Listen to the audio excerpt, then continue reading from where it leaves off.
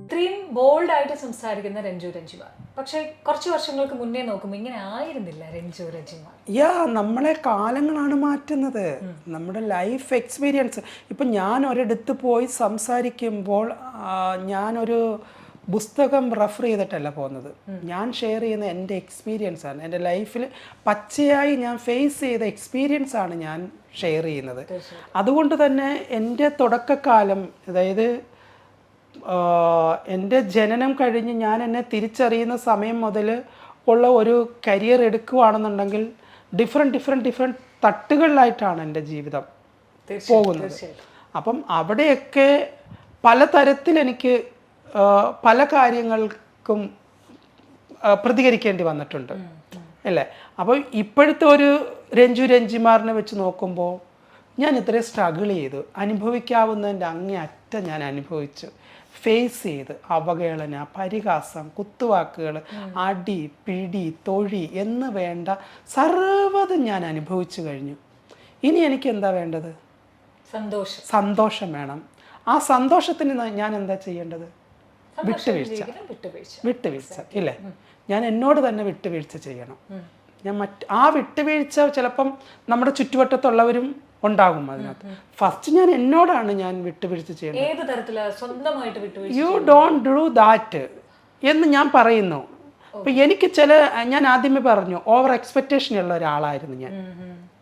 അപ്പോൾ ആ എക്സ്പെക്റ്റേഷന് ഞാൻ കൺട്രോൾ ചെയ്യാൻ തുടങ്ങിയപ്പം ഞാൻ എന്നെ റിയലൈസ് ചെയ്തു, യെസ് രഞ്ജു, നീ ഇപ്പോൾ ചെയ്യുന്നതാണ് ശരി. നീ എന്തിനാണ് ഓവർ എക്സ്പെക്റ്റേഷന് പോയത്? ഇപ്പോൾ സൗഹൃദങ്ങളാണെന്നുണ്ടെങ്കിലും മറ്റ് മേഖലകളാണെങ്കിലും, ഇപ്പം ഞാനൊരു വർക്ക് ചെയ്യാൻ പോയി, എനിക്ക് ആ വർക്ക് കണ്ടിന്യൂ ചെയ്യാൻ പറ്റിയില്ല, ഫിനിഷ് ചെയ്യാൻ കഴിഞ്ഞില്ല. യെസ്, എനിക്ക് ചെയ്യാൻ കഴിഞ്ഞില്ല.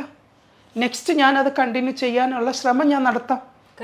ഇപ്പോൾ എനിക്കത് ചെയ്യാൻ പറ്റിയില്ല, എവിടെയെങ്കിലും എനിക്കൊരു വീഴ്ച പറ്റിയത് കൊണ്ടായിരിക്കാം എനിക്കത് കണ്ടിന്യൂ ചെയ്യാൻ പറ്റാതിരുന്നത്. ഇപ്പം ഞാൻ എൻ്റെ ക്ലാസ് ഇന്ന് എടുക്കാൻ തീരുമാനിച്ചു. ഇന്നത്തെ പോർഷൻ ഞാൻ ഇത്രേ തീർക്കാമെന്ന് ഞാൻ മനസ്സിൽ വിചാരിച്ചു, എനിക്കത് തീർക്കാൻ കഴിഞ്ഞില്ല. യെസ്, ഞാൻ അതിൽ നിന്നൊരു പാഠം ഉൾക്കൊണ്ട്. അപ്പം നാളെ ഞാൻ എടുക്കുമ്പോൾ അത് കാൽക്കുലേറ്റ് ചെയ്ത് വേണം എടുക്കേണ്ടത്.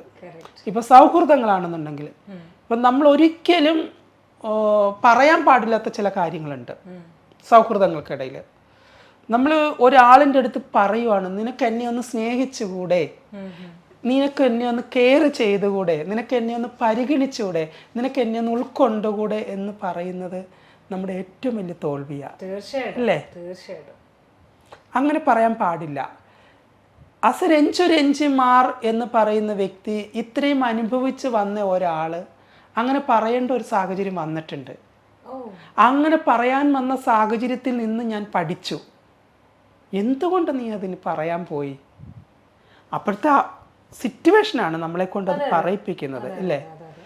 നീ എന്തുകൊണ്ട് എന്നെ മനസ്സിലാക്കുന്നില്ല, നീ എന്തുകൊണ്ട് എന്നെ ഉൾക്കൊള്ളുന്നില്ല, നീ എന്തുകൊണ്ട് എന്നെ പരിഗണിക്കുന്നില്ല എന്ന് നമ്മൾ നമ്മുടെ സുഹൃത്തിനോട് ചോദിക്കുമ്പോൾ ആ വ്യക്തി എന്താ പറയുക, ദെൻ നമ്മുടെ സെൽഫ് റെസ്പെക്റ്റ് പോവുകയാണ്, സെൽഫ് കോൺഫിഡൻസ് അവിടെ നഷ്ടമാവുകയാണ്.